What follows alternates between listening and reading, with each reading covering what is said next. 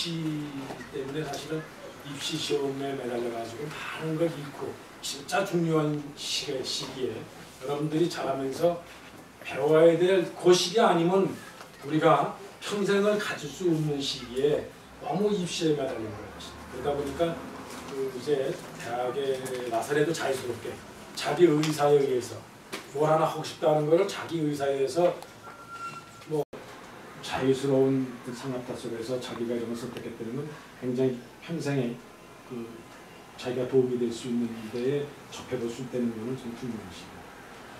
대대 신입생들만 알겠지만 이 모임은 벌써 거의 뭐 30년 가까운 지금 똑같아요. 여러분들처럼 내가 신입대학에 있을 때 학생들이 맺혀서 이쪽 공부를 같이 해보겠다 그래가지고 서클이 조직된 지가 거의 한 30년 가까워져. 그때 5명씩을 매해 1학년에 한해서 서클 모임을 만든 거예요. 그래서 평균 아마 한 졸업 때까지 남아있는 학생이 평균 한 3명, 3명 정도로 그러니까 지금 뭐 70여 명 가깝게 서클을 통해서 지금 졸업을 했고 또 그 안에서 여러분이 또 서클 또 커플이 있고 지금 이제 2세들이 지금 저처럼 중학생이 좀 됐어요. 그 2세가 이제 중학생이 된 거죠. 그러니까는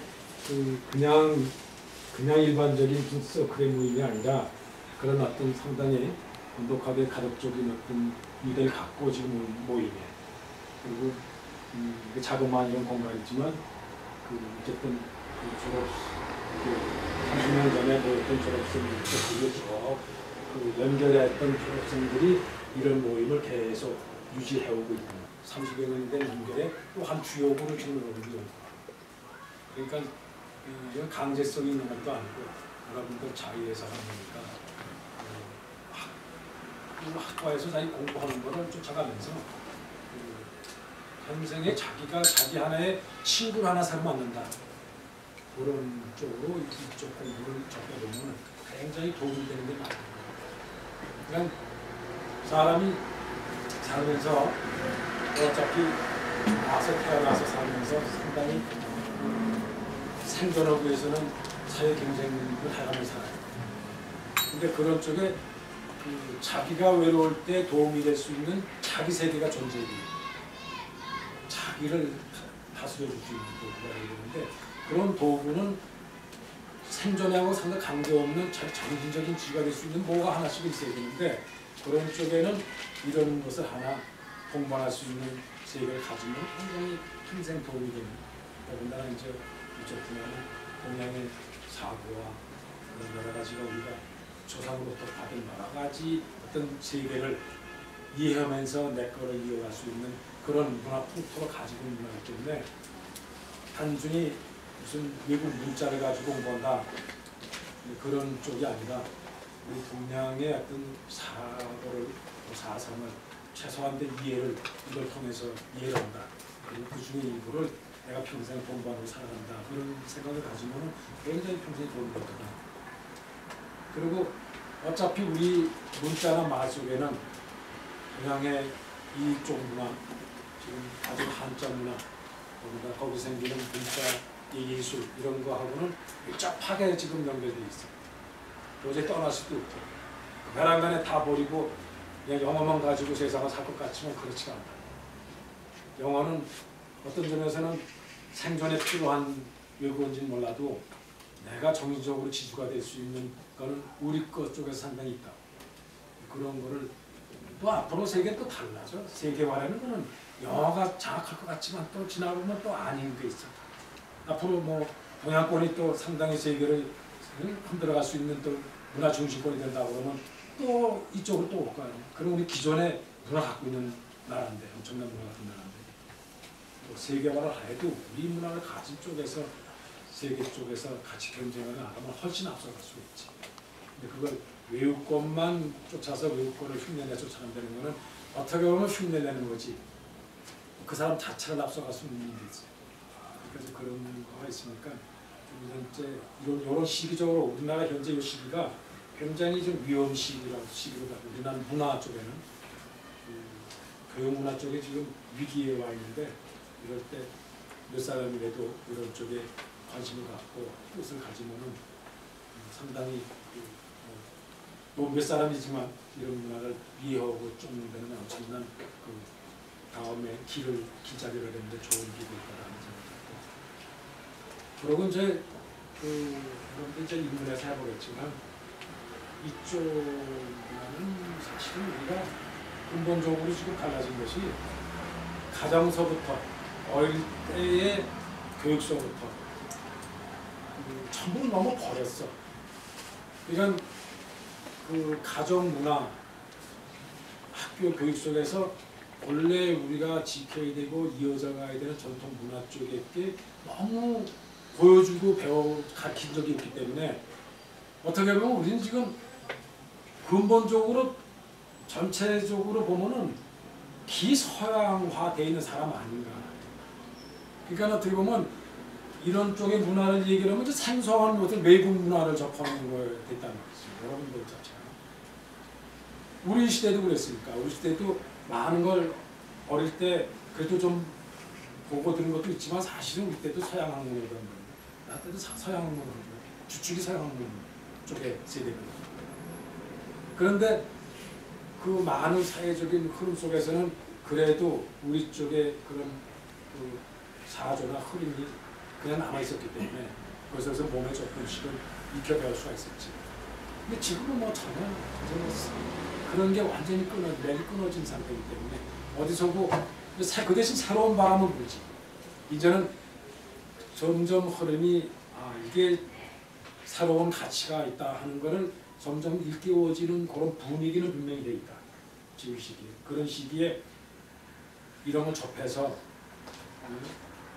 더 빠르게. 그러니까 중국이 세계의 어떤 문화 중심권이 경제 대국이 돼서 문화 중심권이 될 때에 대비해서 미리 지금 좀 이런 쪽에 관심을 갖고 굉장히 다른 사람보다 앞서갈 수 있는 기회를 찾아야 돼요.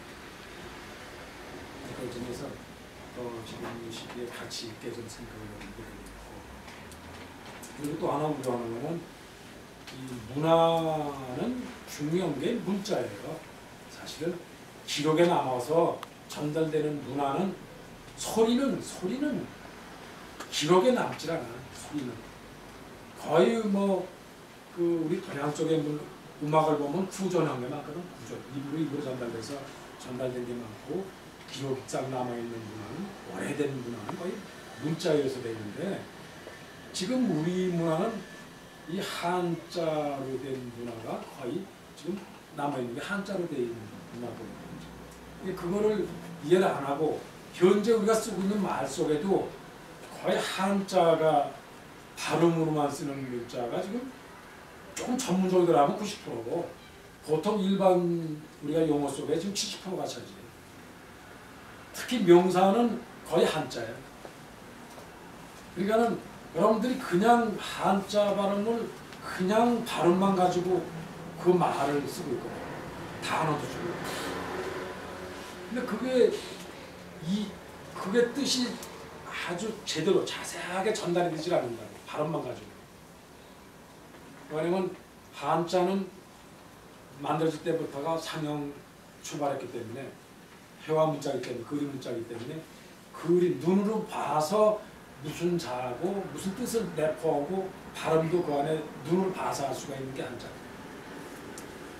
그런데 한자에서 음만 가지고 우리가 하면은 천연 뜻이 바르게 전달될 수가 없죠. 외워야 돼요, 여러분. 우리 한글 용어나 영어 외우듯이 영어 단어를 여러분들이 외울 때는 하나하나 뜻하고 발음하고 다 외우잖아. 그 단어 하나하나 수백 개 수천을 다 외워야 된다고. 바로 우리가 발음으로 위주로 하는 거는 이제 뜻을 바르게 이해하는 데는 바로 그런 단점이 있어, 단점. 근데 시각 눈으로 봐서 이해할 수 있는 문자는 다 외울 필요가 없어. 다 외울 필요가. 기본적인 것만 알면은 눈으로 봐서도 무슨 뜻이 있고 발음을 알 수가 있어요. 시각적으로 뜻을 이해할 수 있는 굉장히 장점이 있다. 그런데 그게 우리 그런 문자가 수천 년을 우리 문화를 주대해왔거든. 그리고 지금 다 끊어진 게 아니고 우리 말 속에 글 속에 다 있는데 쓰지만 않는다는 거야. 발음만 가지고 한다. 그러니까 아주 맹점이 있는 거예요. 지금 우리 발음만 쓰다 보니까 동음이어가 엄청나게 많아. 발음은 똑같은데 전부 뜻이 다르다. 여러분들 쓰고 있는 성씨만 봐, 성씨. 조, 정, 이런 자리, 성씨, 정 보면 다 여러 성들이 있잖아. 그걸 한글로 다 조 그러면 조가 어떻게 구분이 가냐. 발음만 써가지고는 안 되는 게 굉장히 많지. 그뿐만 아니라 아까 얘기했듯이 조금 전문 용어들 하면 90%가 명사 중에 한자인데 그걸 어떻게 바르게 뜻을 전달하냐. 그리고 소리글은 그 세상에 어휘를 만들어낼 때 되게 소리로 만들어내는 게 많다고. 우리가 귀에 의해서 들리는 소리 가지고 문자를 어휘를 만들어요. 그러니까 그 소리라는 거는 주로 감성, 소리는 주로 감성의 표현을 많이 해요. 근데 명사는 우리가 사물, 세상에 보이는 사물이니까 그 눈으로 봐야 되는 거예요. 명사라는 게 보통명사든지 고유명사든지 간에 그 실체가 보이는 거 아니에요. 눈에 가시적인 게 많거든. 가시적인 거를 가지고 눈으로 봐서 그거를 무슨 어휘를 만들 때는 소리하고 다르지. 그러니까는 이 한자는 명사를 만드는 데는 굉장히 장점이 많아. 소리글은 그 대신 형용사, 부사, 동사 이런 거는 소리글에서 굉장히 장점이 많아. 우리나라 글은 우리 한글은 소리글이니까 굉장히 그런 게 풍부해. 감성을 피우는 쪽에는 굉장히 다양하고 풍부하다. 근데 명사 쪽은 부족해. 왜냐면 소리를 가지고 모든 사물을 구분해서 만들려니까 그걸 보통 만들기는 힘든 게 아니야.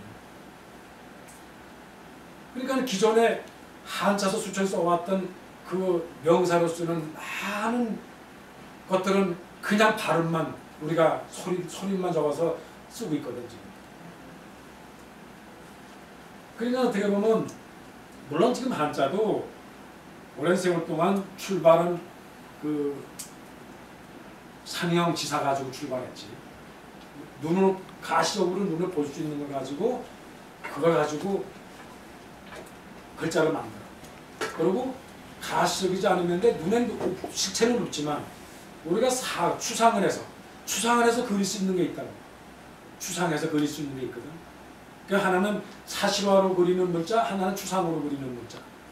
그게 이제 지사자라고 그러는데 뭐 하나나 둘이나 뭐 숫자 같은 거는 실체는 없지. 근데 그걸 아무래도 하나 놓고 둘 놓고 그러면 그릴 수가 있는 거야. 의미를 두고 할 수 있단 말이야. 추상적으로 그려서.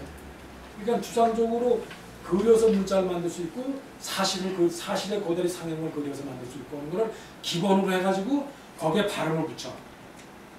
자를 만들고 발음을 붙이지. 근데 이제 문자라는 거는 항상 굉장히 말을 출발해서 말이 먼저 있다가 나중에 문자를 만들거나 훨씬 후에. 이게 지금도 문자 없는 나라가 많지. 문자 없는 나라고 말은 그냥 자기 나라 고유의 말이 있다. 근데 그거는 문자가 없는 나라가 있어. 그런 나라는 문화가 머리때문에 움직이면 앞에서 하는 게 편해. 그리고 이 소리 기능이 별로 안 좋아가지고 이따가 앞으로 가려.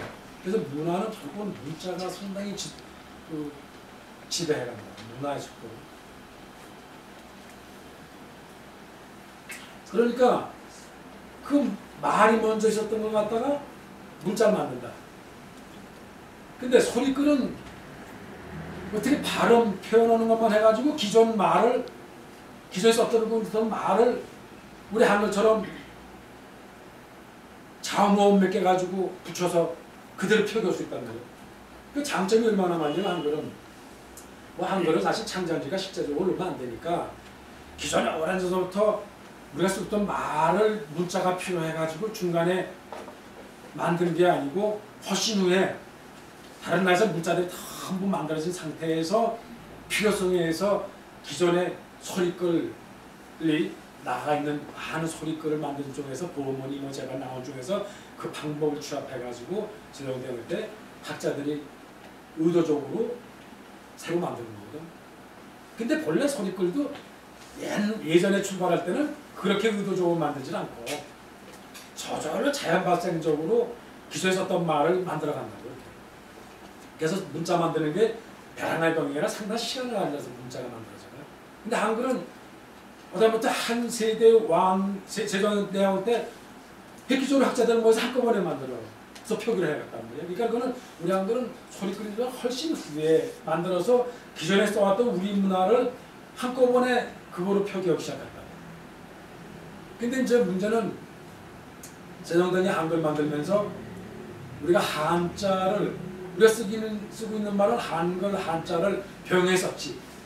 말 속에는 한자 한글을 같이 썼지. 근데 문자는 상당한 수준에서 한자 가지고 표기했다고. 근데 실제로 쓰고 있는 우리 지금 쓰고 있는 한자 기존에 우리가 어떤 한자는 중국에 쓰고 있는 문자와 상당히 다르게 변질한 거예요. 우리 쪽은. 지금 똑같지가 않다고. 중국도 지금 100한문 바뀌어가지고 굉장히 지금 우리 문장이 달라졌거든요. 우리 쓰고 있는 기존의 문장. 거기 새롭게 또 추가해 달라졌고 우리는 우리 한글, 우리 쓰고 있는 말하고 우리 말을 한자로 표기할 수 있는 방법을 병행해가지고 상당히 한자들을 우리 문화에 맞게 병행시켜서 꽤 오랫동안 왔던 거를 그게 문자라는 거는 예전에 우리 왕권 시대만 해도 일산 보통 생활하는 서민이나 평민은 문자가 필요 없었던 거예요. 문자가. 예전에는 뭐 계급제일 때는 굉장히 계급이 분별했으니까 사대고 아니고는 문자가 필요 없었던 거예요. 그러면 일반 보통 사람들이 생활에 필요한 문자 정도는 그거는 많은 깊은 학문을 하기에 필요한 게 아니지. 그러니까 그 보통 살고 있는 서민들이 글이 필요하기 때문에 당신은 생활에 불편 없을 정도로 필요한 문자를 제정해져 있다 가지고 사실 한글이 출발된 게 거기서 나온 거죠. 그게 높은 무슨 기존의 학문을 그게 수염을 할 수 있는 문자가 태동이 처음부터 안 만들어진 거예요. 그게 무슨 얘기냐면 기존에 5,000년 동안 내려와서 한자 문화권에서 우리가 출발해야 한 그 문화를 한글이 벼랑간에 그 문화를 흡수하게끔 문자가 안 만들어졌다는 거예요. 그러니까 그 문화를 이해 안 하고 상당히 4대부 이상은 한자 문화를 그냥 갖고 일반 서민들은 생활에 불편 없을 정도로 그 한글 써가지고 편하가야겠다 뜻이 처음 만들 때 기본 사고 있고 사상했어요. 그러니까 어떻게 보면 그 기존에 썼던 문화까지를 흡수하려면 상당한 시간을 더 갖고 우리가 연구 발전을 해가야 되는 분야야. 근데 현재 우리 한글의 맹점은 소리는 전부 표기할 수 있다. 소리는 뭐든지 소리 다 표기할 수 있는데 바로 문제는 동음이어요. 그 동음 같은 발음도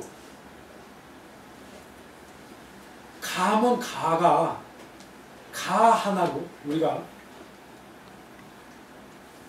우리 기존의 문화가 내려왔던 문화를 가 하나가 전부 기존의 한자에서 나오는 가를 흡수할 수가 없어요. 한자에서 나오는 가가 좀 많아. 한자에서 나온 가. 근데 우리 그 한자로 나오는 그 가 하나 가지고 만드는 어휘가 굉장히 많거든. 하다못해 예를 들면 사기 그런 게 지금 우리가 어휘를 쓰는 게 25가지나 되는데 우리 발음으로만 사기라고 써서 그 25가지가 되는 어휘를 어떤 방법으로 과거의 문화를 이해하게끔 그걸 우리가 문화로 끌어들이냐 이 말이야. 한글 가지고. 그러면 다시 한글을 표기상이든지 우리가 발음상 길고 짧든지 사성을 넣든지 영어처럼 거기다 액센트를 넣든지 우리 집 액센트도 없고 사성도 없고 길고 장단음도 없다는 말이지. 우리 쪽에. 원래는 한자에는 장단이 있고 거기 사상이 있거든. 그러니까 우리 한자음은 한자 표기만 아니라 발음할 때도 상당히 한자음을 할 때는 말을 할 때도 무슨 어휘인지를 알아듣게끔 조금씩은 톤을 가지고 설명을 했다고. 그 과거의 한자 문화권에서는. 또 장은 단음을 해가지고 말할 때 어휘를 잘라서 얘기해가지고 그걸 이해하게끔 들을 귀로도 그걸 분별하게 했다 이 말이에요. 근데 지금처럼 한글 하는 세대가 돼서는 그런 것도 없어졌고 없은 상태에서 그냥 몽땅 한자 다 없애버리고 한자는 완전히 외국어고 영어 도구는 외국어가 아니야 요새. 영어 도구는 그냥 막 신문도 보면 언어를 막 적어. 간판도 지금 보면 전부 영어 그대로 쓰잖아. 그래놓고 한글 전용을 해야 된대. 한자 써놓으면 그 외국어라는 거야. 그런 과거에 오래 5,000년을 가진 문화를 가진 문자는 외국어라 쓰지 말라고 그러고 신문도 하나도 안 쓰고 이 영어는 신문에 보면 그냥 막 써놓거든. 그럼 그것도 영어도 그냥 우리 문화가 발음으로 좀 써야지. 텔레비전은 텔레비전으로 한국말 다 피울 수 있잖아. 그게 무슨 다 알아듣는다고. 왜냐면 같은 소리 끄는 말이야. 우리 한글로 써도 다 무슨 소리지 알아. 굳이 영어로 쓸 필요가 없어. 그거는 영어로 써가면서 왜 한자는 꼭 구분하려면은 발음만 써서 도저히 구분이 안 되는 거를. 그건 한자 쓰면 그걸 보니까 안 된다는 그런 논리가 어딨냐. 이런 자기 문화를 비하시키는 이런 민족도 있어 지금. 굉장히 지금 이런 거는 어려운 시기인 거죠. 아까도 얘기했지만 잠깐만 우리 저녁 먹으려. 아니 대구가 한글로 우리 물고기지만 저 대구탕이라서 대구 사람이 먹는 탕이고 물고기탕이 아니고 그걸 모르잖아. 대구탕 그러면 똑같으로 한글로 대구인데 물고기 이름이. 그거나 한자로 쓰는 우리 지방의 대구나 구분이 안 난다 이 말이에요. 소위 끓여는. 대구 꼴찜이 문제지. 꼴. 그게 잘못하면 이런 거 알아두셔야 돼요. 우리 한글이 독립해서 한글로만 전형에 쓰려면은 아까처럼 그런 문제 해소가 돼야 돼요. 적어도 눈으로 봤을 때 구분이 가야 되고 소리로도 구분이 가야 돼요. 그래야 문자로서 살아남지. 지금처럼 한국 전용어로 하면 과거 문화는커녕 앞으로 어떻게 되는 줄 알아? 이런 식이 되면 영어, 불어, 동어, 외국어 우리나라는 소리는 다 표기할 수 있기 때문에 외국의 몽땅 문자가 전부 우리나라 들어와서 우리나라 고유의 한글 어휘를 써져 버리고 점점 우리가 썼던 우리 한글 어휘를 이제 안 쓸 거라 앞으로. 오히려 좀 대치가 돼. 우리 순수하게 한글만 쓸 수 있는 어휘도 요새는 영어가 더 같이 있다면서 영어로 표기를 해. 뭐 그런 얘기가 굉장히 많아. 그러면 우리 어휘고 외국말이 전부 우리나라 장악할 거야 지금. 아 쓰기만 표기만 한글 쓰면 그게 우리 그게 말이고 우리 국가야 아니잖아. 그 속에 담긴 뜻까지도 우리 거야지. 어떤 의미에서는 중국처럼 외국 말이라도 적어도 자기네의 글로 그 말 뜻이 전달될 수 있으면 발음만 안 끌어들이잖아. 같은 발음을 끌어들여도 자기 나라 문자로 해서 뜻이 비슷하게 맞게끔 해놓잖아. 외국 문화를 받아줘도 자기네 글로서 발음 뜻까지 한꺼번에 자기 거 화한다 이 말이야. 우리 거는 우리 정신을 없애고 받아준다 이 말이야. 이렇게 가면 큰일이에요 지금. 그런데다가 여러분들 지금부터 잘 모르니까 가구 가라 하면서 설명해 주세요. 네, 시각이 안 나죠. 이게 저 대개 아는 얘기 이렇게만 해도 이장님 잘 여러분들은 지금 저도 어릴 때부터 한문을 배제 상태에서 여러 공부를 해왔기 때문에 쓸 수 있는 어휘가 얼마 안 돼. 여러분들이 지금 글을 쓰려고 그러니까 여러분들은 그런 문화에서 그런 거 말고는 깊은 글을 쓸 수가 없어요. 뜻이 깊은. 그러니까 지금은 모든 글이 사고로 하는 글이 없는 거예요. 그러니까 우리 글의 장점인 감성을 표현할 수 있는 그런 좋은 게 많이 나와. 그러니까 시, 뭐 소설 뭐 이래가지고 무슨 감성을 사람이 인간 생활 살아가면서 삶 속에 감성을 주로 가지고 있는 얘기들은 표현할 수 있어요. 많은 게 좋아요. 그래서 지금 국어라는 게 지금 보면 감성을 주도록 하는 국어 공부만 시켜줘. 국어 학문이라는 게. 사고나 사상을 주체하는 공부는 안 가르친다. 그걸 할 수가 없어. 무슨 그 문자 속에서 어휘나 속에 감성, 이시적인 공부를 할 수가 없는데 그걸 하려면 상당히 깊은 어휘를 알아야 되는데 어휘가 그런 어휘를 안 배우는데 뭐 한자가 있지 않으면 그런 글을 쓸 수가 없는데 그러니까 시, 우리가 쓰는 감상적인 시 그런 거에서 시 보면 전부 우리나라 형용사, 부사, 동사만 가지고 한 시 아니야. 감성을 얘기하는. 근데 이시적으로 표현할 수 있는 글은 나오는 게 없다는 거예요. 하다못해 심오한 철학, 응? 종교, 무슨 사고로는 깊은 뜻을 가진 글은 있을 수가 없지. 예전 글을 뭐 박아놔지. 그러니까 지금 세대가 그래서 지금 우리가 걱정인 것은 일반 삶 사는 데 사실 그런 게 필요 없어. 여러분들이 대학을 다녔다는 거는 남보다 더 잘 맞고 살자기 위해서 여러분들 대학 공부하는 말이잖아. 어때요? 여러분들이 적어도 초등학교에서부터 중학교, 고등학교, 대학까지 다닐 때는 더군다나 해서 대학원, 뭐 박사과정까지 맞는 그런 일생에 굉장히 긴 시간을 공부하는 시간에다 같이 시간을 소비하는데 그러지 않은 거는 사람답게 살고 어떤 인생관이나 철학의 생각으로 갖고 살아야 된다는 어떤 인간의 바탕의 문제를 놓고 지금 공부하는 거예요. 그런 가치를 내 인간 삶 속에는 조금은 물질적인 거는 뭐 보통 우리가 우리 정도 지금 먹고 살만해졌잖아. 나는 그렇게 봐요. 현실로 봐서는 생존의 문제는 많이 해결됐다고 봐요. 하다못해 한 회사의 수의사부터 운전수부터 밑에 청소하는 아저씨부터 그 위에 전무 뭐 중간 뭐 간부부터 사장까지가 요새 차를 다 끌고 다닌다고.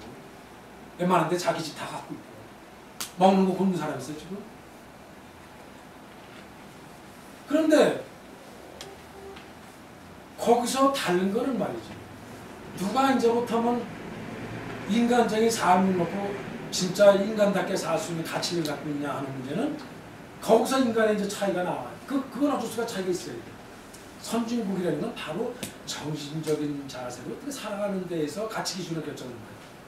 물질로 가치 기준을 다 선진국으로 지났다. 근데 우리는 지금 몽땅 지금 대학을 다니면서도 남보다 물질을 더 갖기 위해서 하는 공부를 한다는 거죠. 그 여러분들이 대학을 다녀도 지금 어쩔 수 없이 그런 뭐 내긴 배움에 뭐 많은 학력을 해서 따라서 더 그 삶의 가치를 더 갖고 사냐는 거는 앞으로 뭐 별 문제겠지. 근데 분명히 초등학교밖에 안 나와가지고 시장에서 열심히 장사도 오고 뭐 건축자의 벽돌도 일어나면서 생존해서 삶을 살아간 사람이나 여러분들 대학을 4년까지 다녀가지고 그만 공부를 해서도 똑같이 그 사람들하고 똑같이 경쟁해서 물질 더 갖겠다고 추구하는 삶이나 그 가치가 별로 차이가 없다. 그러면 굳이 대학까지 왜 다녀? 그런 가치관을 가졌다는 거냐.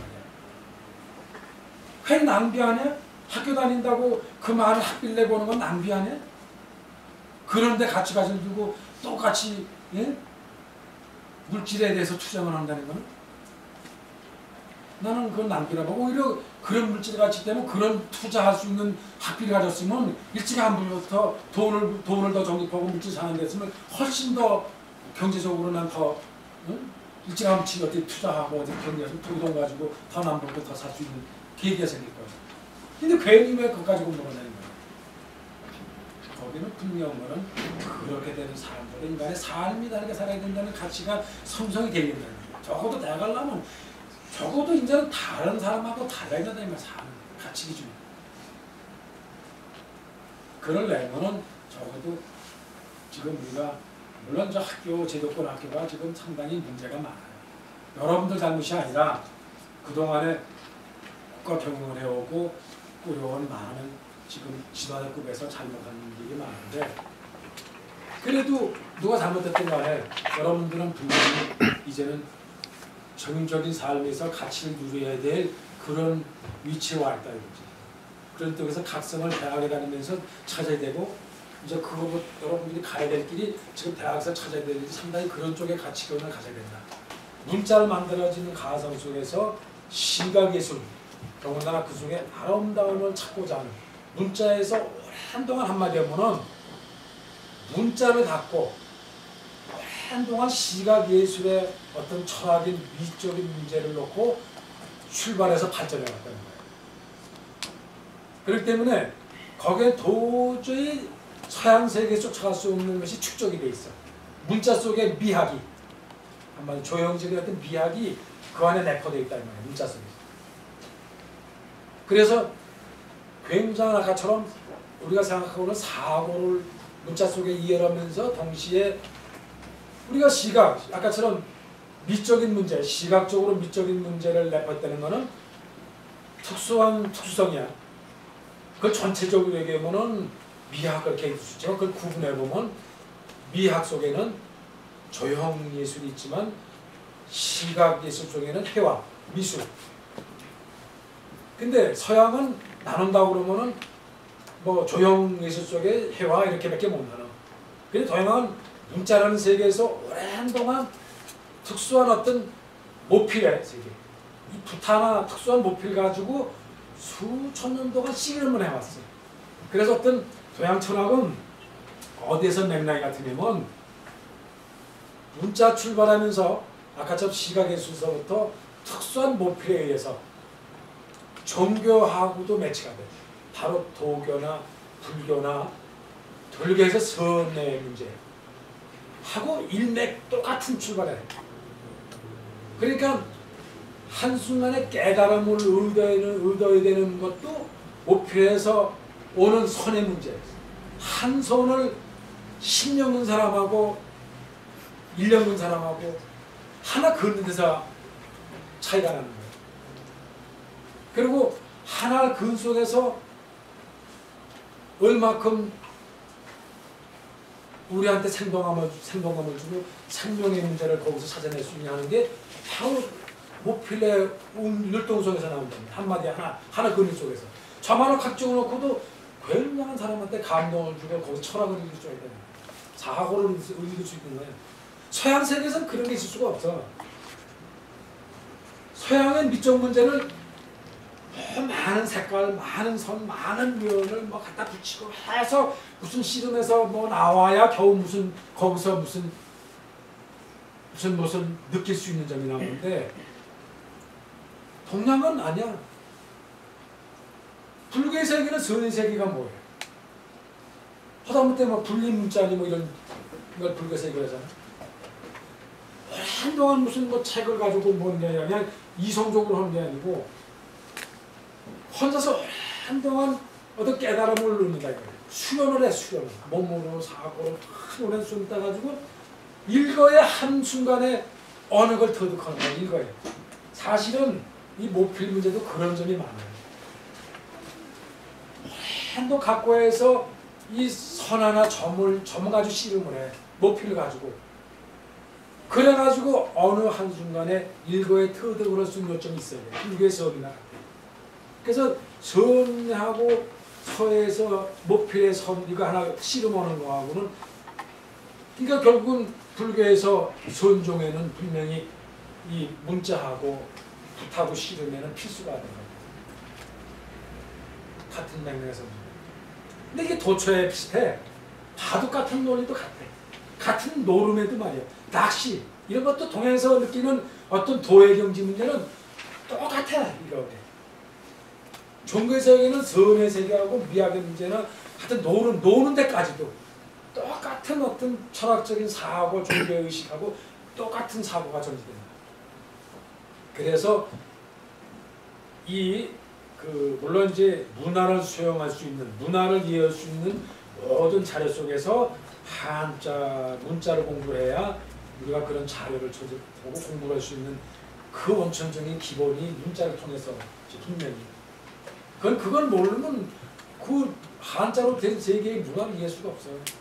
여러분들이 앞으로 한자가 되어 있는 고전들을 다 한글 하는 사람들이 다 한글 세대가 이해할 건 다 해석해놓고 풀어놓으면 되지. 안 되는 거야. 그 해석을 해놔도 한자를 모르는 상태에서 아무리 한글 된 거 가지고 이해를 해봐야 깊은 거를 이해할 수가 없어. 그냥 얼치기로 그럴 거라고 다닐 수밖에 없어. 한자를 모르고. 그 70~80%가 되어 있는 한자 어휘를 그냥 한자로만 펴길 수밖에 없는데 또 그걸 설명을 하려면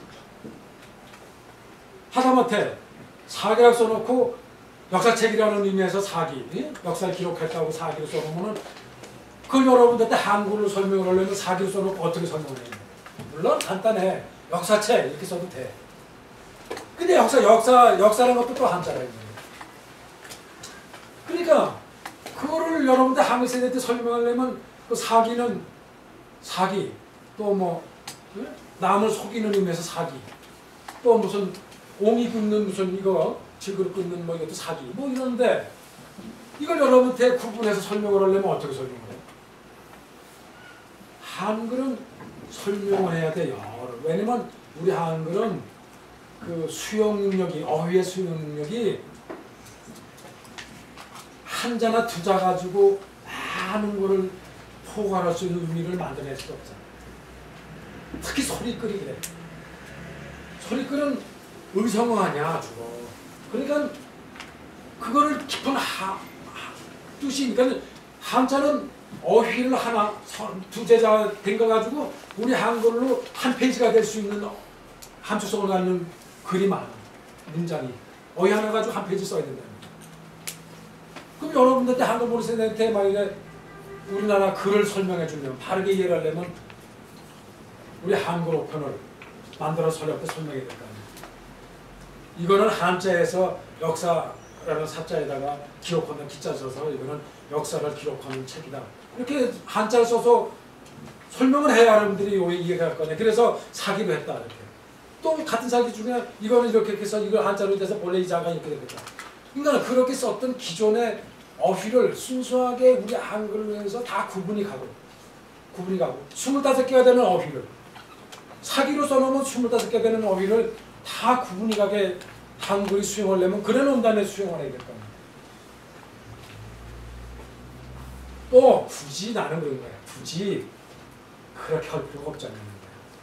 기존에 우리 역사에서 쭉 수용해왔던 상당한 지금 구분해서 쓸 수 있는 상당히 우리가 수용해서 바로 쓸 수 있는 한자는 한글만 써도 되는 어휘는 한글로 써도 돼.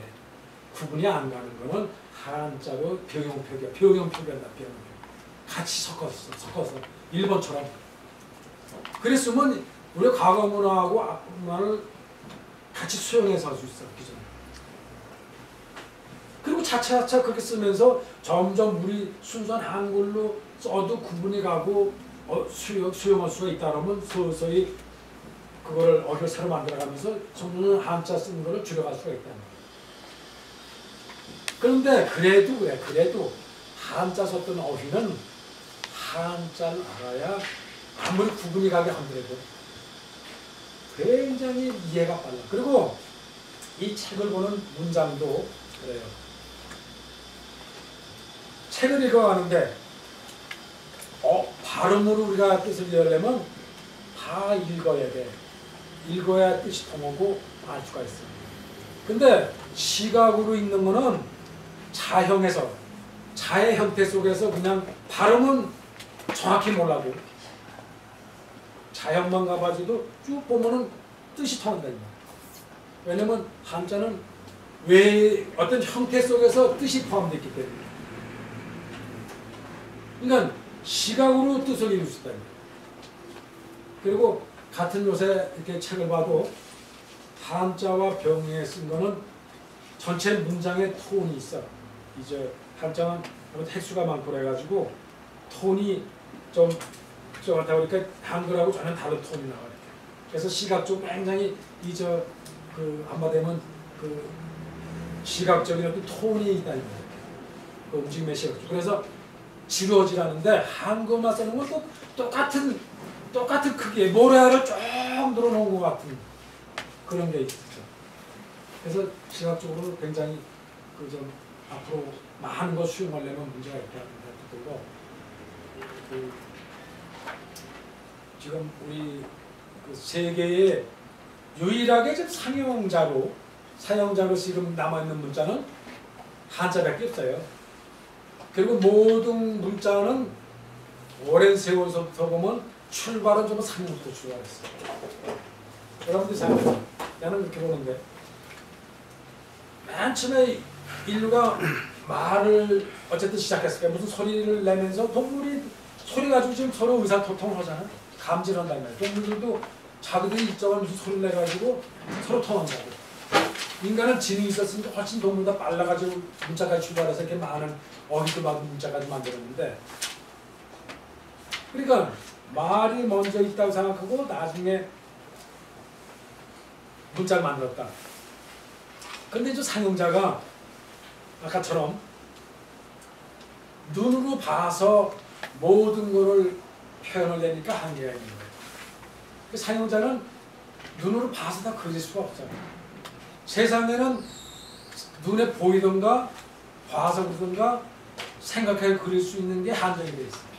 그 외에 아까처럼 형용사나 부사나 우리가 무슨 대명사나 무슨 이런 접속사나 뭐 이렇게 명사 외에 불속을 쓸 수 있는 거는 어떻게 가시적으로 표현할 수 있냐는 거예요. 그런 점에서는 한계가 있는 거야.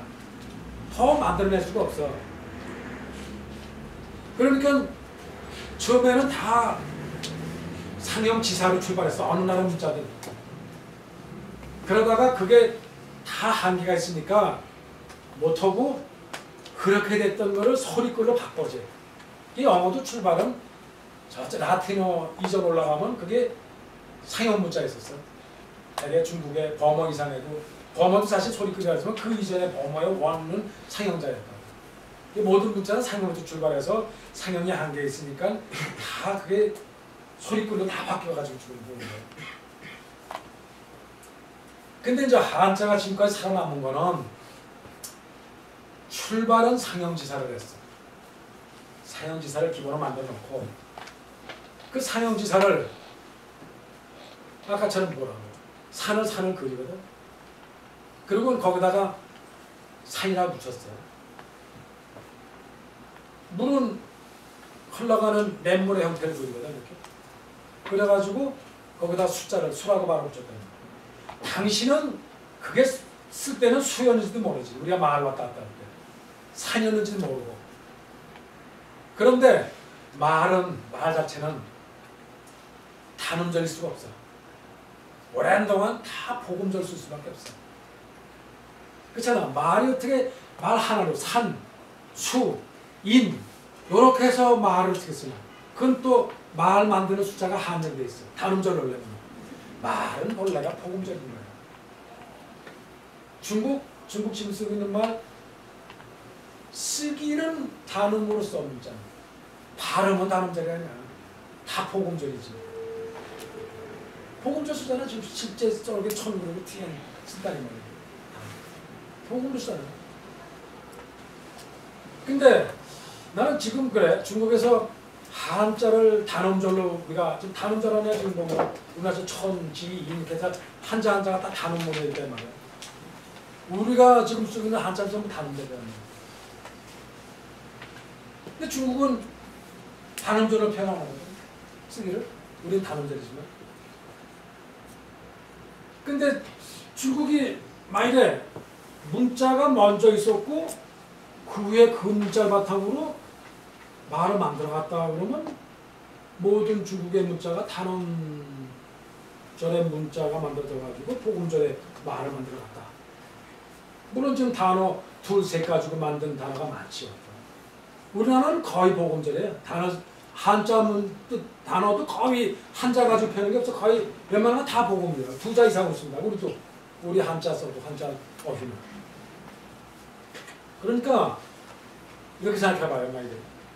인간이 말을 먼저 동물처럼 쓰다가 문자 앞에서 문자를 만들었다 할 경우는 출발이 상형지사부터 출발했다. 눈으로 봐서 그리기 시작했다.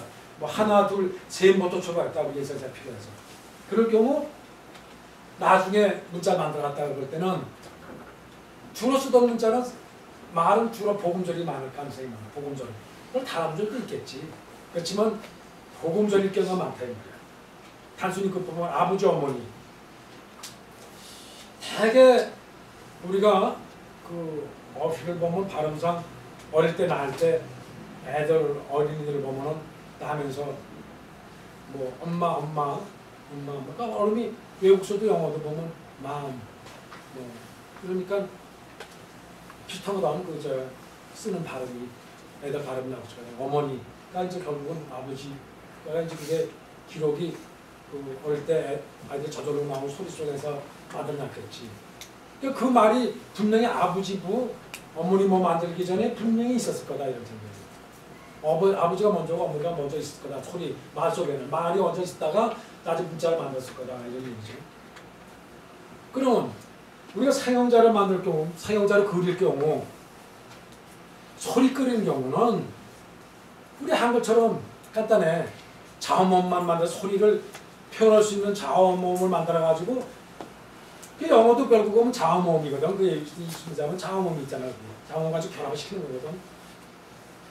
근데 영어는 그 어휘 만들어지는 게 굉장히 출발이 같은 서부터 치면도 굉장히 길어요. 이게 만들어지는 게. 그래서 변화만에 한 번에 영어 가지고 만들어진 게 아니고 라틴어라는 것부터 그 이전에 상자부터 출발할 때 세월이 길어요. 그러니까 영어는 지금도 소리 끓이지만 사실은 지금 현재 표기상 같은 단어가 겹치는 게 없잖아요. 우리처럼 4기 이렇게 써놓고 뭐 25가지 되는 게 하나도 없다고. 눈으로 봐서도 소리 끊으면서도 눈으로 봐서도 다 다르게 쓰잖아. 어휘가 똑같은 거 써놓고 문장으로 이해하는 단어가 어딨어. 우리나라처럼. 우리나라는 문장으로도 이해 못하는 어휘가 있어. 이해가 안 가는 게 많아요. 영어는 같은 소리 끊을 수 없잖아. 그냥 길지 물론. 긴 게 많지. 그리고 뭐 뒤에 이나 yes 뭐 이런 거 붙여가지고 복수 표현할 때고 앞에 무슨 뭐 부정모 할 때도 또 하나 넣어 전부 다르게 봤잖아. 그러면서 또 액센트 넣어가지고 또 구분하게 만들었단 말이야. 그 중에서 또 눈으로 봐서도 구분이 가게 만들어놓고 귀로 들려도 다르게 만들어놨단 말이야. 같은 비슷한 발음을 잘못하면 귀로 들어서 구분이 안 가는 것도 액센트를 서로 다르게 넣어가지고 구분 가게 만들어놨단 말이야. 우리는 그것도 저것도 없는 상태에서 한글이 변화간에 모든 문화 수용하게끔 지금 변화간에 어떤 정치적으로 그냥 한글 전형시대를 만들어놔가지고 여러분이 문맹이 되게 만들어. 여러분도 지금 문맹이에요. 솔직하게 얘기하면은 옛날 재능다양이 얘기했듯이 그냥 일반 생활하는 서민들이 일반 사람이 문자가 필요 없는 사람이 모든 책을 읽고 무슨 깊은 생각이 필요 없는 사람이 일상생활 서민이 밥 먹고 살고 애들 기르고 이런데만 하기 필요한 사람을 만들기 위한 문자를 만드는 지금 우리 한글은 그 정도의 수준밖에 안 돼 있거든. 그 이상을 만들어내지 못했거든. 그런 상태에서 한자를 빼버렸으니 여러분들은 사고하고 생각하는 사람이 문자 가지고는 할 수가 없는 거예요. 그러니까 한마디로 보면 여러분들이 긴 교훈을 받고 있지만 사실은 문맹이야. 깊은 뜻을 모르는 책을 이해 못하면 문맹이지 뭐. 일반적으로 먹고 사는데 불편없다. 그 정도면 문자가 필요 없는 거 아니에요? 그 모토로 문자가 필요해. 일반 먹고 사는데 필요하다는 거. 지금 여러분들이 알듯이 영어 컴퓨터만 두드릴 수가 있으면 사실은 요새 불편 없지. 괜히 한글도 못 필요해. 한자도 못 필요해. 그런 쪽으로 나와. 그러니까 이제 문제는 기존에 문화를 살던 문화를 이해하고 사고는 사람을 하려면은 그게 기존에 우리가 가졌던 문화나 역사를 이해하고 그걸 내 거로 가질 수 있어야 된다. 아까처럼 기존의 다른 문자, 다른 세계 문자들은 그런 귀속을 다 수용할 수 있는 문자인데 우리 한글은 그게 문제라는 거예요. 그런데다가 내가 한자 얘기다 말하는데 한자는 아까처럼 그림을 출발해서 분명히 아버지를 만들었다. 근데 아버지라는 게 처음에는 이렇게 갖고 보면 도구가 무슨 같은 몽둥이야 이렇게. 근데 보면 갖고는 이런 몽둥이를 그렸어. 무슨 몽둥이, 돌칼이든지 뭐 이런 세뭉치든 돌이든지 나무 쪼가리든지. 이래가지고 여기다가 손을 그렸거든 이렇게. 이 오른손 잡은 모양을 이렇게. 이렇게 어쨌든 눈을 봐서 그 당시만 해도 남자는 힘이 세고 무슨 외부에서 바깥에서 전쟁을 해야 되고 사냥도 해야 되고 농사일도 해야 되니까 무슨 도구를 들어 잡아야 되거든. 그래서 이거 아버지라는 거를 이제 가시적으로 상용해서 그려야 되겠다. 이러니까 이제 그걸 그린 거야. 이렇게 사람이 오른손으로 좀 무기를 드는 거를 독을 드는 거로 그렸단 말이야. 그래서 그게 아버지였단 말이지. 그런데 이렇게 해놓고 그 전에 발음 썼던 세자인 복음절인 아버지 이걸 발음으로 문자라는 거는 문자라는 거야. 생각해봐. 소리 끓이면 아버지 이렇게 만들면 돼. 그러면 기존 썼던 문자는 섭수해야 돼. 처음부터 상형 문자를 아버지 표현하는데 세 가지를 그릴 수가 없잖아. 아자 따로 그리고 버자 따로 그리고 지자 따로 그릴 수가 없잖아. 그래서 기존 소리거는 아버지 해왔는데 근데 사실은 이 복음절이라는 거는 우리가 나와서 아버지 어머니 그건 나중에 우리가 단어로 표현하지만 처음 아기가 표현할 때는 복음절이 아니고 뭐 그랬을지 모른다 이 말이야. 네? 근데 그걸 표기로 하다 보면 단음자를 가지고 모든 걸 표현할 수 있으니까 왜 버가 한둘이야? 버가 들어가는 것이 한둘이야 이 말이야. 말만 들어가려면. 그러니까 그 중에 이렇게 만들어 놓고 문자 만들 때 생각해봐. 상형자를 만들었다고 생각할 거예요. 그려놨는데 아버지로 기썼던 거를 사형자로 만들어 놨거든? 만들어 놓고 요거를 이제 하나의 발음으로 표기를 해야 된다. 아버지라는 표기를 해야 된다. 기존에 여태까지 아버지 해왔는데 이거를 글자 만들어 놓고 이걸 아버지 세자를 갖다 붙이는 게 안 맞거든. 지금 상형자 그러면 소리 끓이라 그러면 아버지 표현하면 되는 우리처럼 자음만 만들고 아버지 표현이 얼마나 좋아. 그러니까 이걸 표현하니까는 이게 표기를 하려면 이쪽에 발음 하나를 붙여야 됩니다. 글자 만들면 단음으로 표기해야 되거든 상형자는. 복음절 펴가지고 앞으로 활용하거나 그 쓰려면 복잡 안 되니까. 문자로 의의가 없잖아. 이거 세자를 붙여놓으면. 또 표기할 의미도 없고. 여기다가 아버지라고 하면 되게 한자로 되게 아버지라고 하는 거야. 그러다 보니까 이거를 모든 자에 어간이 있다고. 뭐든지 어간이 있어. 아나 지는 이걸 강조하기 위한 이건 어미고 이거는 접두어. 한자의 앞에 표기하는 어떤 발음이고 뒤에 마무리 짓는 말입니다. 이거는 중간은 버라죠. 그러니까 비슷한 부분을 붙인 거예요. 거기서. 이게 사실은 우리는 어쨌든 그러니까 나는 그렇게 봐요. 사형자는 분명히 기존에 말이 먼저 있고 그거를 수용하는 문자를 만들었을 경우는 분명히 단음절 표기밖에 없었다. 그다음에 뭐는 이렇게 사람이 이렇게 두 손으로 이렇게 공손하게 있는 모양을 그려가지고 여기에 이렇게 쪼그려 있는 사람이 쪼그려 있는 모양이거든.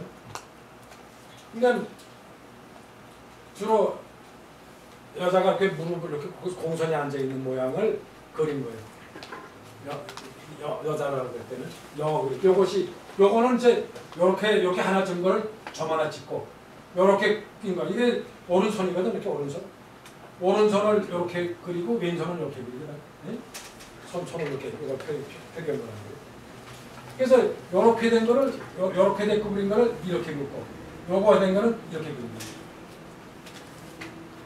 그래서 요게 사실은 오른손이야. 그래서 나중에 이렇게 해놓고 요거는 요렇게 된 거를 요렇게 긋고 이렇게 된 거를 이렇게 하는 거예요.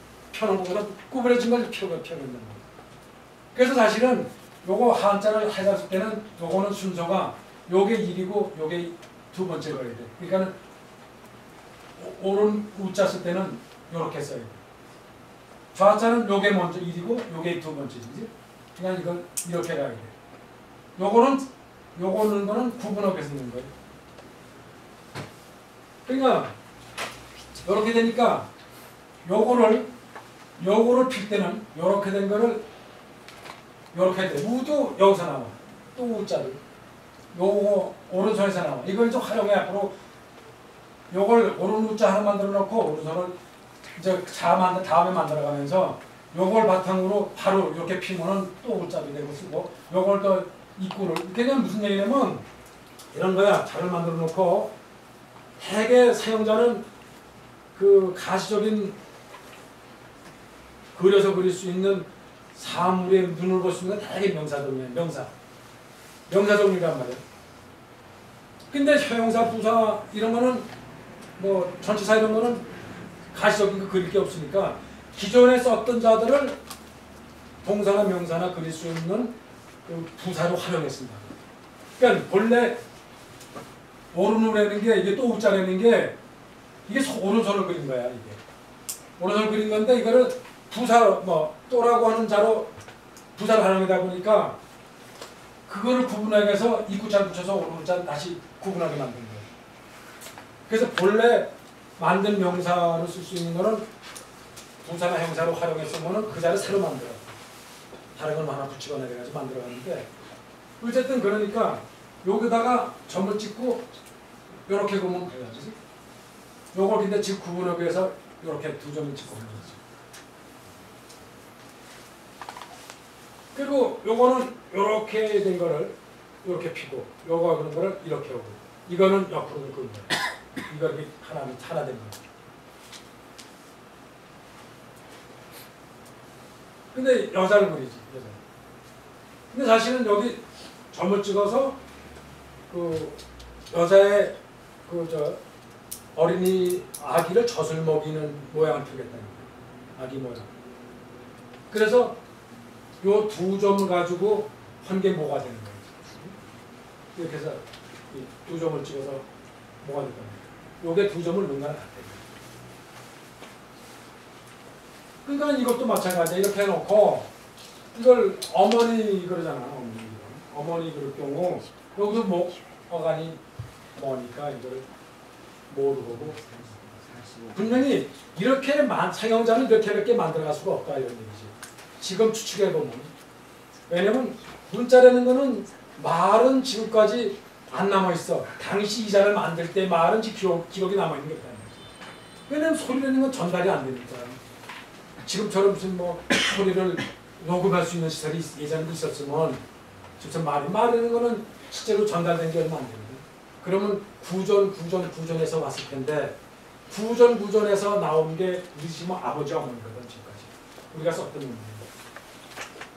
이게 이 만들 때 하고 유추해 보면은 상당히 과거도 이렇게 썼을 거다 이런 얘기지. 이렇게 발음을 했을 거다.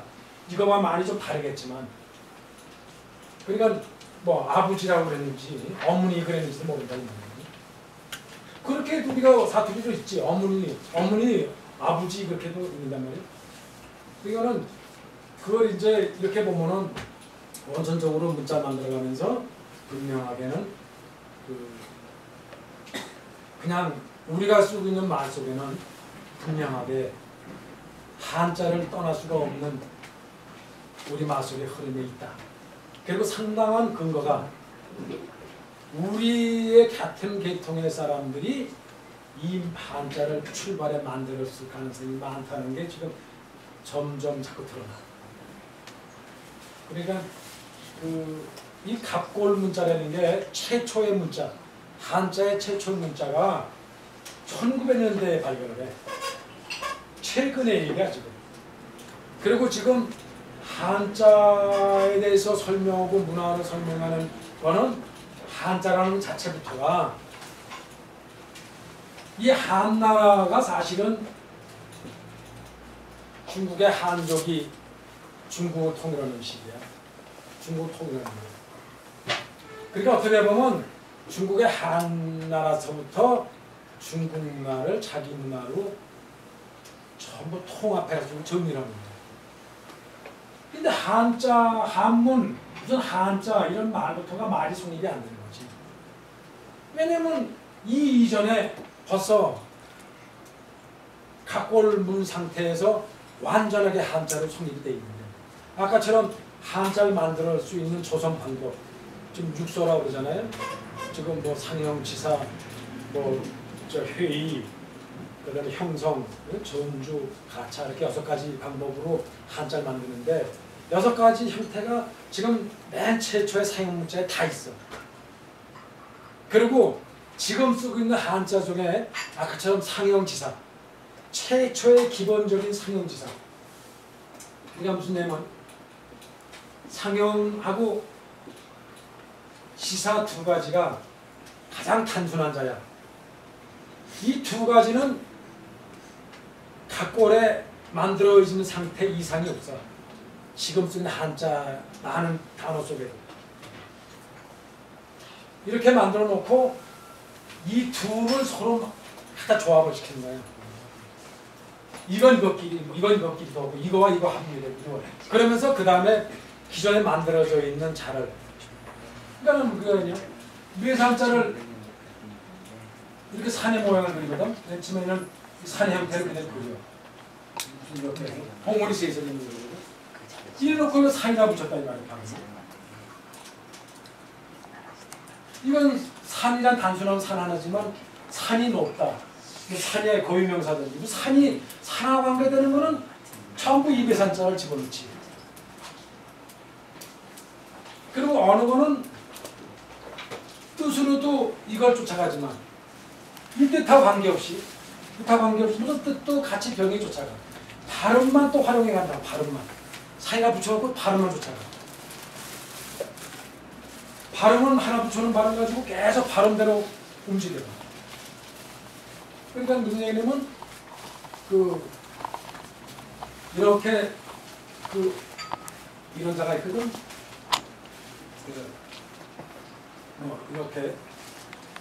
이렇게 참나를 해가지고 큰 도끼나 싸마든 이런 도끼 앞에처럼 이렇게 창날이 있고 여기 손잡이가 있고 원래는 잠손까지도 있는데 뭐 이렇게 끊어지고 이런 자가 있는데 이게 뭐 술도 되고 뭐 다 이것도 되고 그것 같은 자예요. 나중에 여기서 일월성자가 나오는데 이게 여기서 나오는 맥락이 여기서 나오는 건데 이게 맨 처음에는 무기를 뜻해서 출발해서 나온다고 이룬다는 뜻으로 나오는 거예요. 근데 이걸 뭐 술이라고 붙이고 뭐 이거를 뭐 성이라고 발음을 만들었다 그럴 경우는 뜻은 이게 뭐 이룬다고는 뜻은 무슨 무엇을 사용하고 뭐 이런 부사로 또 쓰고 그렇지만 이것이지만 이자 하나를 끄집어서 뭘 활용한다 이런 경우 뭐 말씀원을 만들어 놓고 말씀원도 좀 언이지 발음은. 근데 이거 언자를 활용하는 데 있고 이 말씀원 가지고 또 뜻을 변형해라. 그러니까 무슨 얘기냐면 최초의 상형지사를 만들어 놓고 그 뜻과 발음 뜻과 그러니까 잘 만든 아까처럼 어머니 뭐 아버지 부처럼 상형지사를 만들어 간다는 말이야. 만들어 놓고 그게 발음까지도 정립해서 단음절을 붙이려고 단음절을 붙여놓고 그 다음엔 뜻은 뜻끼리 발음은 발음끼리 막 활용해 나가. 그래서 이제 만들어가는 게 이제 그 다음에 뭐 보면은 그렇고 뭐 보면은 나무 목을 만들 경우 이렇게 그리거든. 주관이 있고 식물에 거기에 위에 가지가 솟아 있고 뿌리가 땅에 뿌리가 있다. 이렇게 기본적으로 단연생 식물 뿌리를 갖고 단연생으로 나무가 위에 자라서 있는 나무에 가장 기본되는 걸 만든다. 그리고 이거를 목이라고 하는 이름을 붙이거든. 바로. 그래놓고 이게 상형자시죠. 상형자로 남은 그런 거죠. 그래놓고 또 하나를 있다. 나무가 여러 그루 서 있단 말이야. 그리고 이건 또 수풀이라고 하는 뜻으로 임을 발음 새로 붙이는 거예요. 이런 경우는 뜻을 같은 자로 배가시켰지. 이런 경우는 이걸 회의자라고 해요. 그림을 그려서 뜻을 더 만나게 함축했다는 거예요. 뜻을 만나게 서로 더 만나게 해가지고 뜻을 더 함축 있는 다른 자를 만들어 나가는 거죠. 그래서 회의자라고 해요. 뜻을 붙여가는 게. 그런 자 굉장히 많지. 뭐 이거 세 붙이기도 하고 뭐 그다음에 같은 자 4가지 붙이고 5가지 붙이는 자가 있어요. 하여튼 뜻과 뜻을 새로 와서 새로운 부가를 하고 거기에 새로운 발음을 붙여. 그 다음에 무슨 여기다가 그러면 나무목에다가 인 하나만 붙인다. 그리고 새로운 여기다가 쉰다고 하는 휘자 바로 붙였다. 사람이 그린 거지. 사람이 옆으로 그린 거지. 그러니까 이렇게 사람이 옆으로 서 있는 모양이다. 나무를 그린 거지. 나무 밑에 사람이 쉰다 이 말이야. 그늘에. 그러니까 이것도 새로운 뜻과 뜻을 합친 거지. 그러니까 이것도 회의자야. 그죠? 사람과 사람과 붙이는 거. 그리고 뜻은 발음만 새로 또 만들어요. 발음만 또 새로 붙여. 이제 그런 게 굉장히 많다.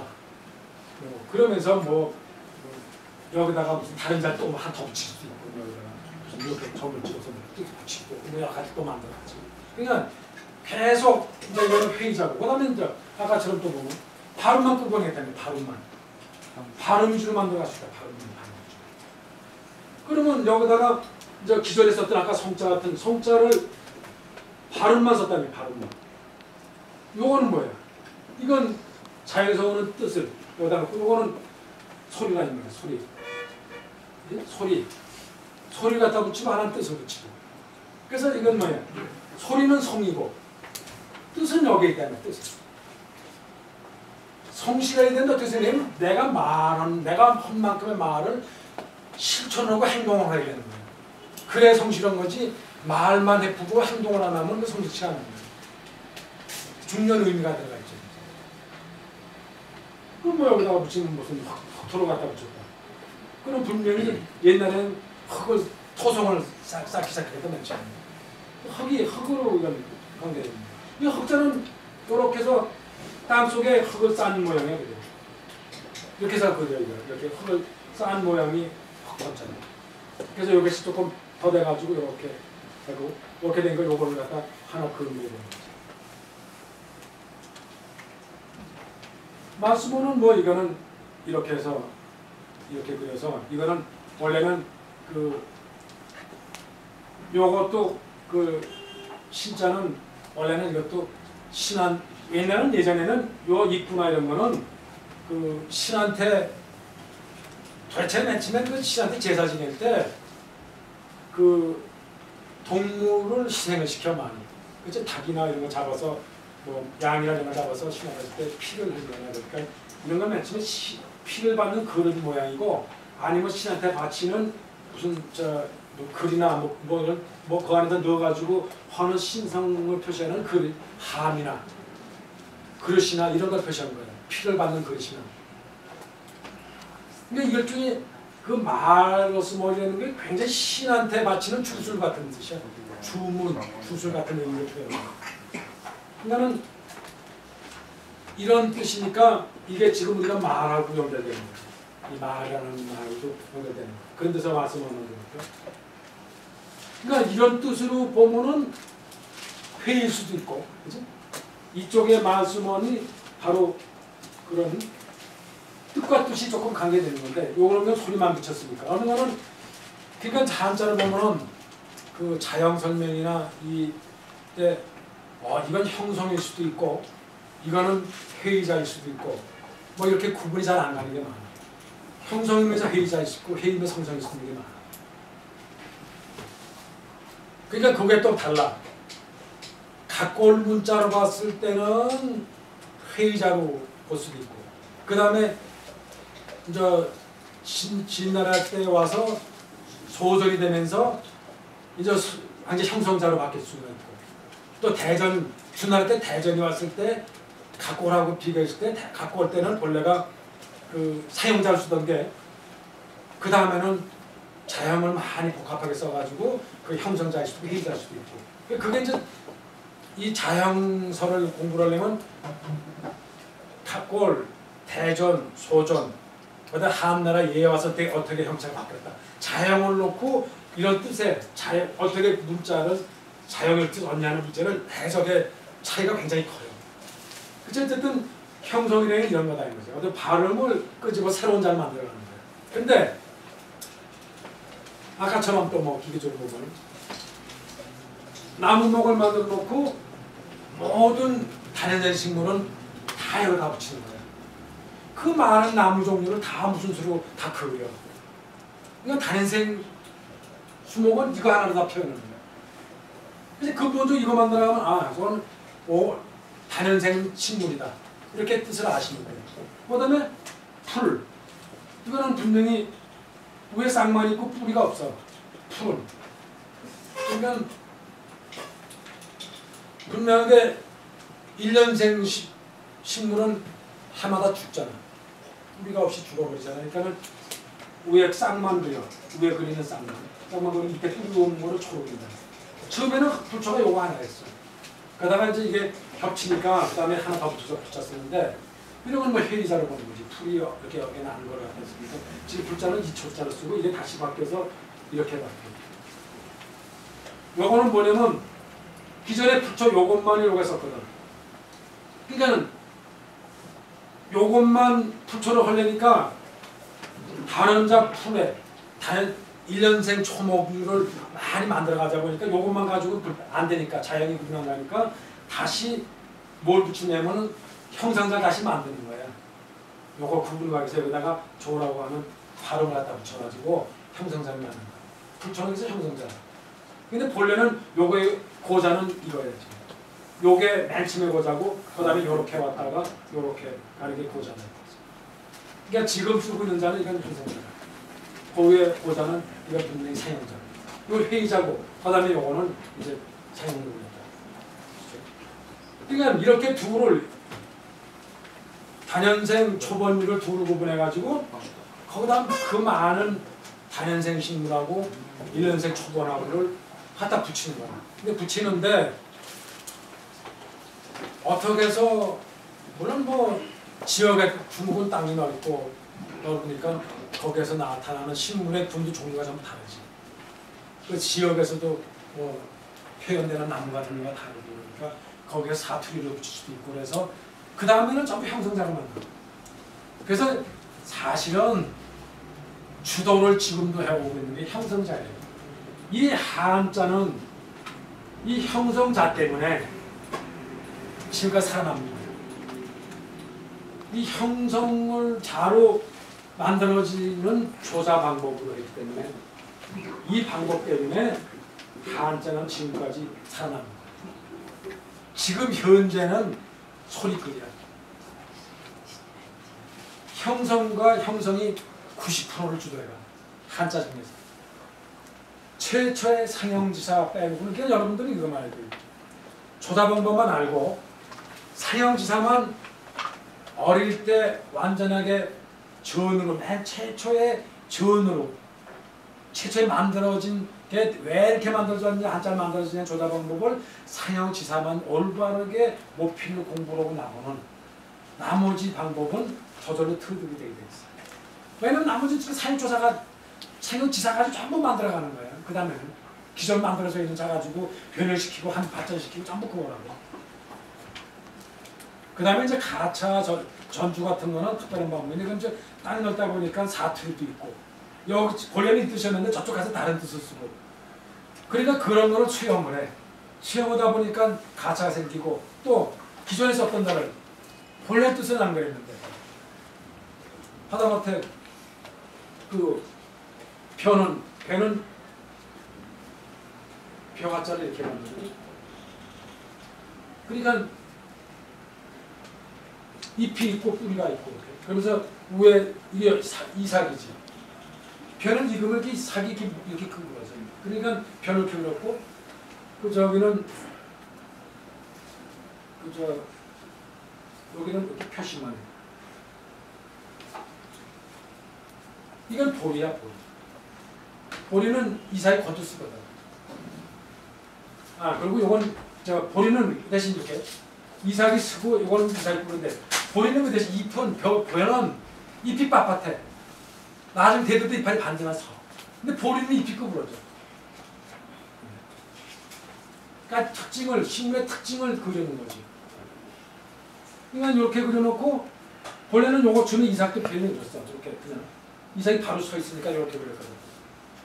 그래서 이것이 왜 이삭을 다시 표현하고 그 다음에 표현하기 시작하다가 이게 이제 이렇게 그리다가 이렇게 그리고 보리를 그려놓고 올레로 해서 보리를 그려놓고 쓰다 보니까 어떤 기존에 썼던 말과 비슷했는지 하여튼 온다는 뜻으로 동사화한 거예요.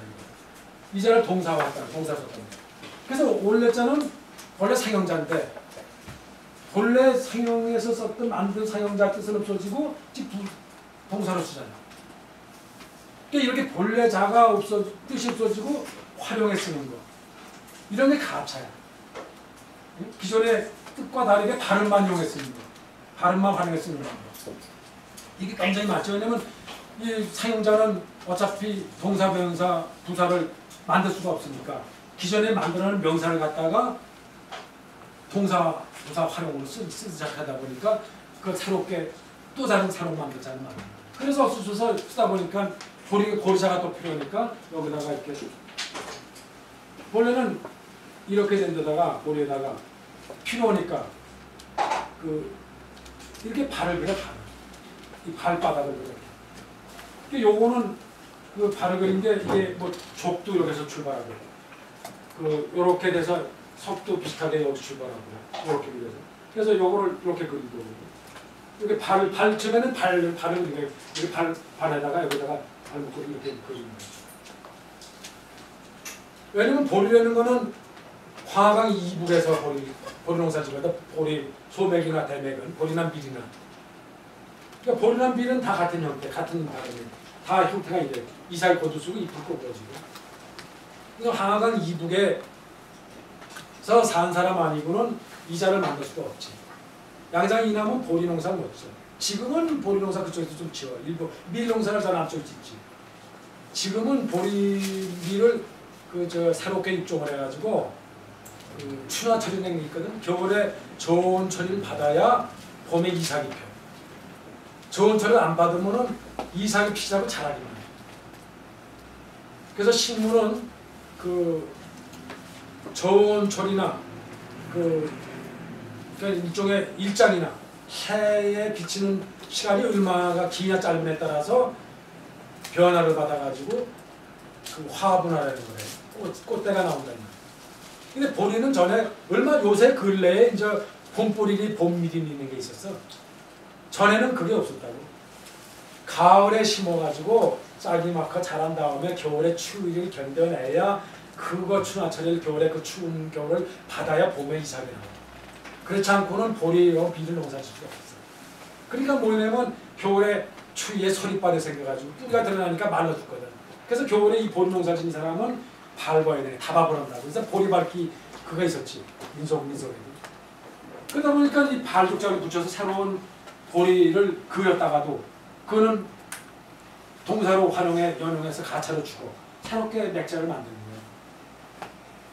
그러니까 이 보리 맥자를 만든 거는 바로 은나라 은주 시대에 거기 살던 사람. 왜냐면 은주 시대는 바로 화가 이북에 은나라가 주거했던 문화를 형성했던 위치니까 거기에 추운 겨울에 이런 춘하철이를 받는 데 살지 않으면은 이 글자를 만들 수가 없는 거죠. 그러니까 중국의 요새 자영에 대해서 설명해 보면 이 맥자 설명은 이렇게 설명을 못하는 게 있어. 대만 사람이 한 거에 대해서는 이걸 이해할 수가 없지. 대만 학자는 보리를 맥자를 이게 발을 왜 붙였는지 설명이 안 되지. 그거는 바로 이쪽에 아마 이거는 이해할 수가 없지.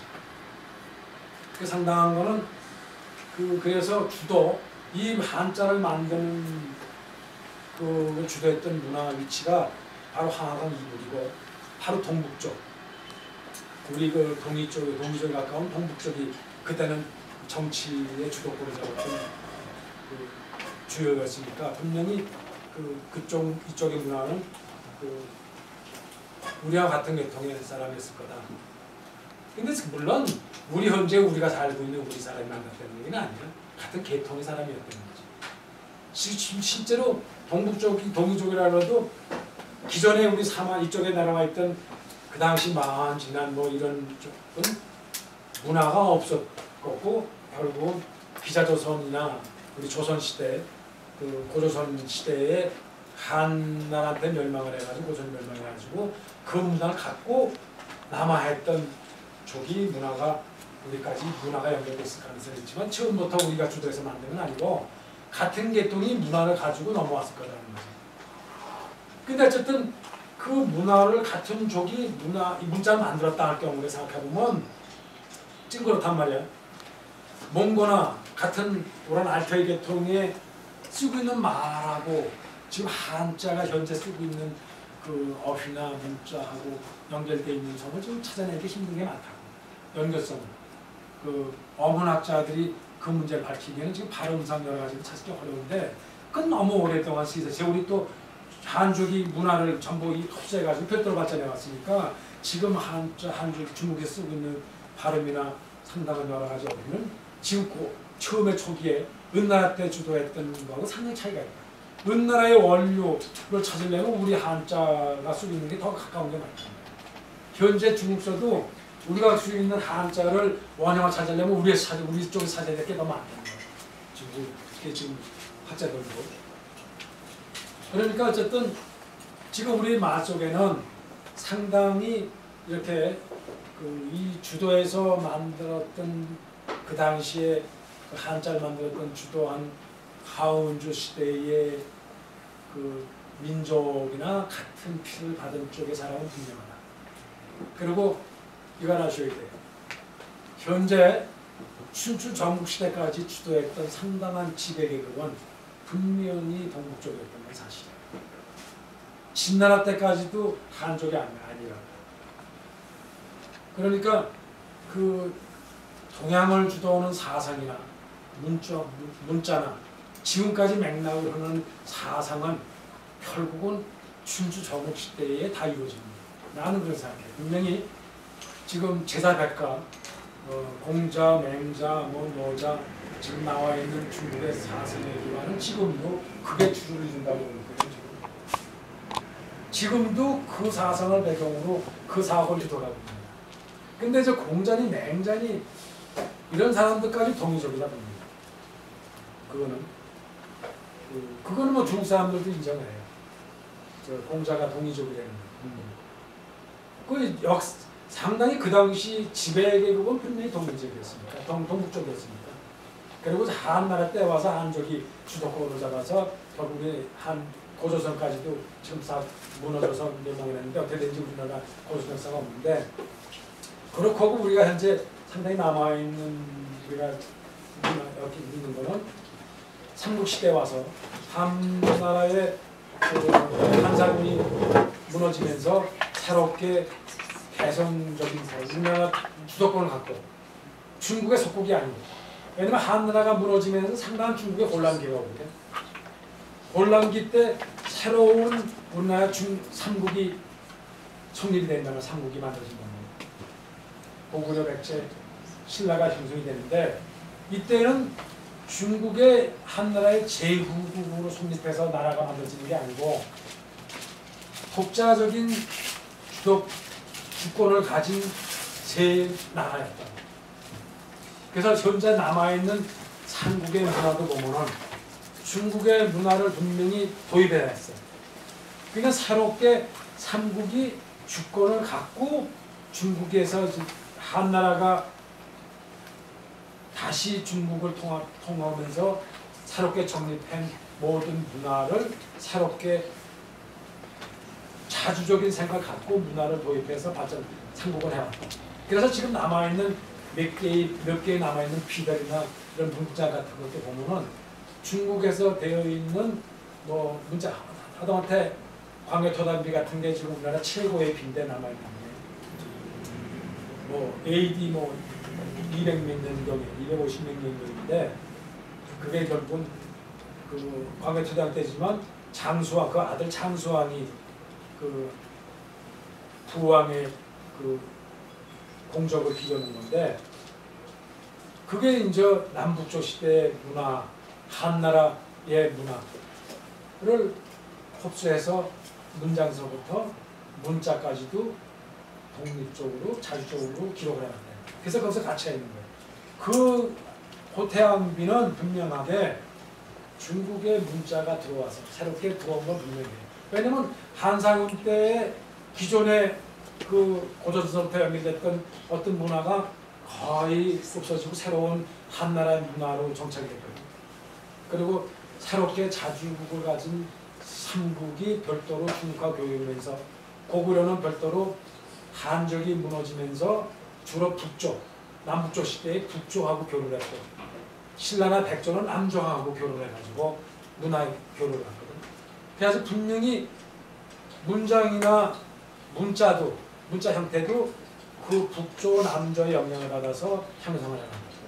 그래서 지금 고구려에 남아있는 상당한 거는 그 북조의 서체가 그대로 남아가지고 북조 형체 그대로를 하지 않고 우리 나름대로의 민족성을 가미한 또 개성적인 글씨를 썼어요.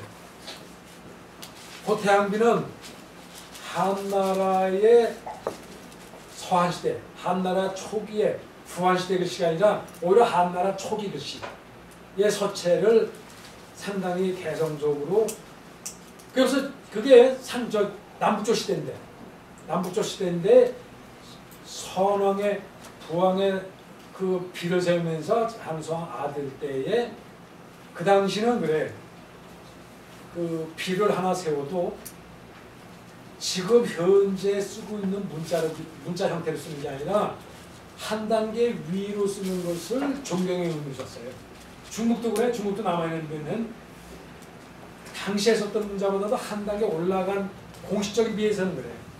그래서 한나라 초기에도 국가적으로 행사해서 남는 거는 이상하게 소전 성태의 글자로 많이 비를 남겼어. 그러니까 그것도 공식적인 국가에서 하는 목적이죠. 물론 이제 민간에서 남는 무슨 그러니까 고구려에 남아있는 그 석각 유물 중에도 보면은 그 고구려 성을 싸면서 거기에 성 쌓았던 그 석축공이 언제 며칠 날 무슨 고구려 성을 쌓았다 하는 돌아다 가구를 할 때는 그게 당시 썼던 북조의 서체를 썼거든. 기록을 했는데 비슷한 시기에 비는 국가에서 한 행사는 한대 초기의 서체 한대 올라간 서체로 고태양비를 서체를 썼다는 거죠. 그럼 존경에 의해서 관했을 때는 한 단계 올라간 썼다.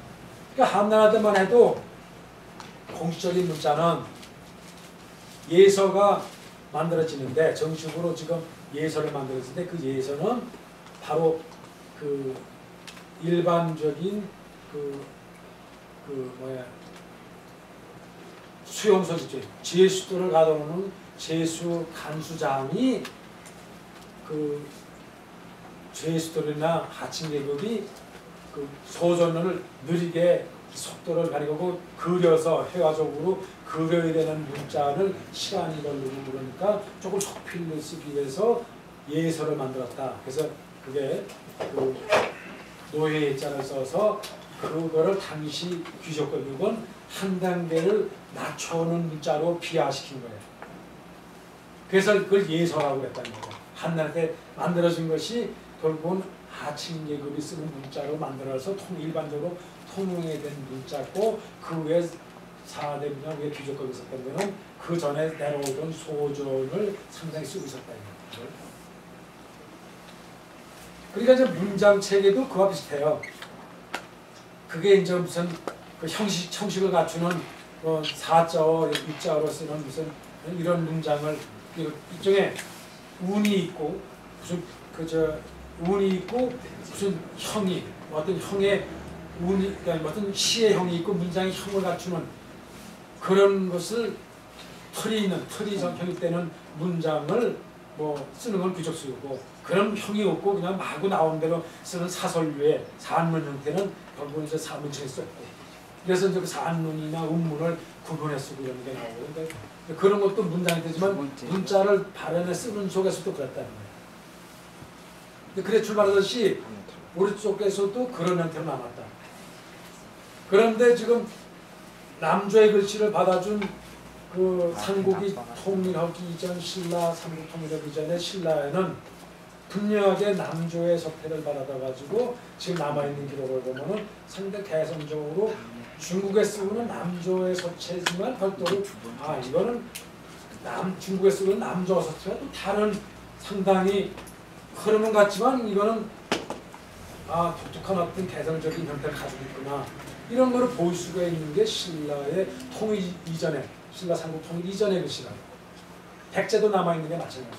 백제는 뭐 삼통선 무너졌으니까 또 거의 뭐 통일의 글자 않고 통일 이전일까만 나와있으니까 분명히 양자강 이남의 저 해로로 교역했던 금자가 완전히 남쪽 양나라니 이런 쪽에 문명이니까 그때 서체와 같은 연체가 좀 남아있는 거예요. 그래서 그 삼국의 문화는 지금도 서체로 봐서는 가장 개성적인 걸로 남아있습니다. 그 후에 통일신라 이후는 어떻게 보면 결국은 중국의 예속국인 하나의 제국으로 전락되고 말한 거예요. 종종은 뭐 저항을 해서 중국하고 독립해서 살려고 애를 썼지만 그래도 상당한 제약을 받아서 그대로 통일신라 삼국지였기 때문에 당태종의 그 치를 그대로 들어와요. 정부의 기구나 문물 제도나를 그대로 갖고 그래서 당나라 때의 고양수이나 저수량이나 이것이 서체 그대로 그러니까 서체도 들어다 거기 문체체로 그대로 문서화하다 보니까 지금처럼 다시 어떤 틀에서 벗어날 수 있는 그런 개성이 많이 있다. 그래서 사실은 문화도 그 주체성을 갖냐 않냐는 사실은 독자도 개성이 있냐 없냐는 굉장히 관계가 있다. 우리가 현재 상당히 가지고 있는 문화 흐름도 어떻게 보면은 되게 자조적인 것 같아도 우리가 미국의 어떤 예속의 문화를 벗어날 수가 없어요. 지금 그래서 문제가 굉장히 많은 거예요. 서양 문화의 그 어쩔 수가 없는 예속입니다. 당시는 뭐 우리 조선시대만 얼마나 강렬했잖아요. 계속 내려오면서 벌써 궁성을 지어도 얼마나 크기 이상을 못 짓는 게 정해져 있었고 아무리 독립적으로 하려고 해도 무슨 이름을 붙여도 무슨 호칭 이상을 못 붙이고 뭐 그게 누구로 정해져 있고 상당한 동안 계속 어느 독자적 외에도 하다못해 뭐 태자석봉 하나 할래도 중국에 가서 꼭 함으로 받고